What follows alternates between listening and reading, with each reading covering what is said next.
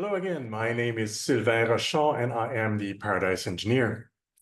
Today in this episode, I want to talk about misconceptions about extraterrestrial life and its existence, what they may look like, that kind of thing. There's three major misconceptions about intelligent life we may find out there, more specifically, but also just extraterrestrial life, which could mean bacteria, plants, other forms of life that may not be sentient.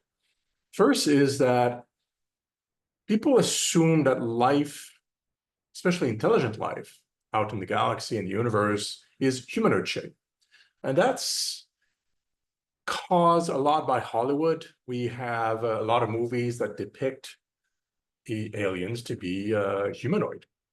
And for good reason, because it makes characters that are relatable to us. It's also easy to have actors play them, especially before computer graphics were available, and now it's become a trend. And also, there has been a number of experiences that people have had that feature grays or tall humanoids of different shapes and sizes. So there's a lot of influences that tell us in our senses that every sentient civilization is humanoid.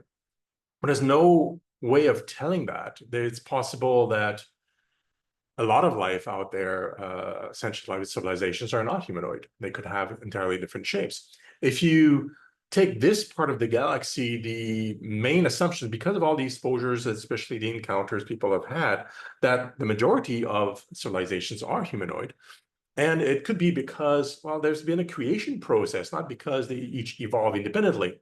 I've talked about this before, but because there's been a series of creations, and it's better to create something that's in your own image. It's easier genetically, and we know how things work, and it's a nice design. It works fine. So that could just explain through a chain of creation, a lot of the life could be humanoid because of that reason, but also doesn't preclude that for the same reason, if designers can be creative and adapt to certain environments, they could create sentient life that is entirely different in shape and form, even silicon-based. But naturally, because of the abundance of carbon, nitrogen, oxygen, and hydrogen, like 99% of all atoms in the universe are those four, those that are reactive at least, that almost all life is based on those chemicals. It just makes sense because they're abundant all around us. But, creative scientists can be creative and do something entirely different. So that means we may encounter something like that. The second misconception is that a UFO means extraterrestrials. So when you see something in the sky or you experience something, often people will say UFO, and they automatically think it must be an extraterrestrial sitting inside that object or viewing from inside. And we know that it could be entirely false, because UFO just means unidentified flying object. So it's flying, you don't know what it is, so it's unidentified, and it's an object. That's what it is. Sometimes it's not even an object, it's just an illusion, like a reflection of light in a lens, some speck of dust in a photographic equipment that makes in the film appear to have something. There's a bunch of things that appear in our films, videos, and even in our eyesight that look real flying in the sky, but they're not.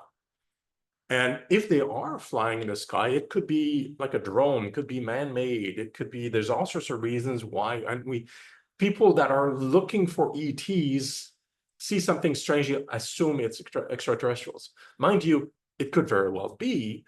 It could be extraterrestrials without ETs being inside it. Also, even if it's a big craft, for example, could be a drone, could be completely automated. It could be, a sentient machine. It could be something else that we haven't never encountered that is from the Earth, maybe from deep in the ocean, able to fly. We've never seen it before.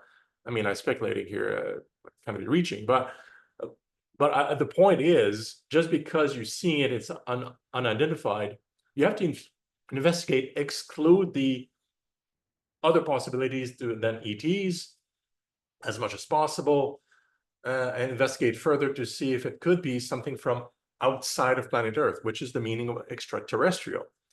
And then at least you come at it with a rational mind and inquisitive.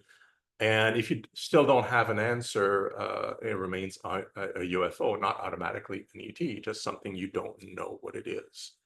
So I think that's just a suggestion to people out there. The third is that the misconception is just because we've had no formal contact, at least in the obvious sense, because there are stories out there and testimonials, that we are alone.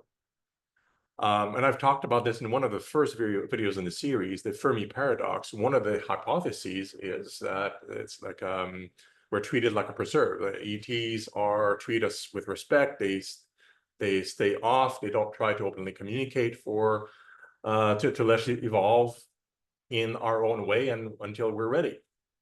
And that's a good enough reasonable explanations of why we haven't had contact. They intentionally avoid us. They intentionally don't respond. They intentionally don't send messages back, like our radio signals and ET phone home and things like that. At least not on a broad scale through our mass media and whatever means. I have good reason to believe that individuals are being connected and contacted. I know several, and I think they're credible. But that's not the same as an open contact that can be talked about openly and with proof in hand. So ETs presumably, at least that's my presumption, or my hypothesis, are intentionally being obtuse and avoid laying out proof that can be verifiable officially, and employ various means to avoid news to come out of their existence officially until we're ready. So that doesn't mean that there's an abundance necessarily of life out there. I think there is. It just means there's a possibility, given the evidence that we have of contact and actual UFOs that we don't know who it belongs to and nobody's claiming, that most likely we are being observed and we are being tested and we are not alone. So we just have to keep an open mind about it. Maybe the Fermi paradox's zoo hypothesis is correct, and we will have contact soon. And we believe that strongly in the Alliance for Extraterrestrial Diplomatic Contact, and that's why we raised the funds to build the embassy, and we're working to create a welcome mat essentially for the ET so that they no longer hide and see that we are ready. And then we won't have to doubt anymore. They'll be present and we'll know that we're not alone. That's it. Hope you enjoyed the episode. If you have any comments on that or other suggestions or feedback, please comment here. And see you next time.